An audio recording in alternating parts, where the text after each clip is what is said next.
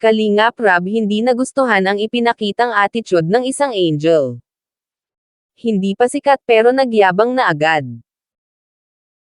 Hello mga kalingap, isang mapagpalang araw pong muli sa ating lahat, naway nasa mabuti po tayong kalagayan at mag-iingat saan man tayo naroroon. Patuloy po natin suportahan ang ama ng Kalingap, Kuya Val Santos Matubang at Kalingap Rab, at paunawa panoorin po muna ang full video bago mag-comment para malaman ang nilalaman nito. Kalingap Rab hindi nagustuhan ang ipinakitang attitude ng isang angel na hindi pa nga sikat pero nagyabang na.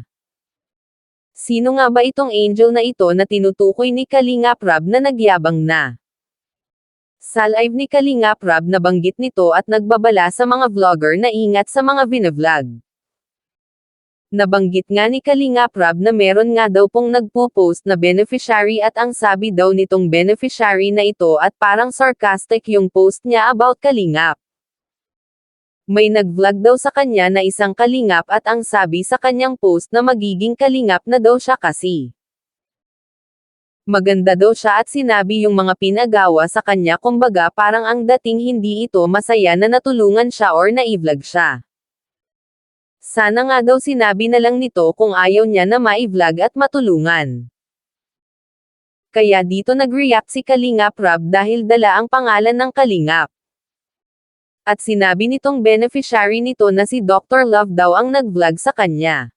Kaya naman sinabihan ni Kalingap Rab si Dr. Love na wag na nga daw pong ituloy ang pag-vlog dito dahil sa hindi pa nga daw po ito sikat pero malaki na agad ang ulo. Ito pala ang ipinasa ni Kalingap Grace kay Kalingap Rab ang screenshot ng post ng beneficiary na ito, kaya dito mga Kalingap sinabi ni Kalingap Rab na ingat sa mga binavlog nila dahil hindi nga daw nila alam sinisiraan na pala sila sa social media, kaya dapat talaga na ang tulungan at i-vlog yung karapat dapat talaga kagaya ni VNC Carla at Joy maging ang ibang angels na mapagkumbaba at mabait, hindi yung porke maganda na i-vlog na kailangan din piliin talaga yung karapat dapat, at mabait hindi yung hindi pa nga sikat pero nagyayabang na kesyo sasabihin na maganda siya ganito ganyan diba, gaya nila VNC Carla na hindi nagbabago at yung iba pa na beneficiary na kahit marami na silang natanggap na blessings pero nananatili pa rin silang mabait at loyal sa Kalingap.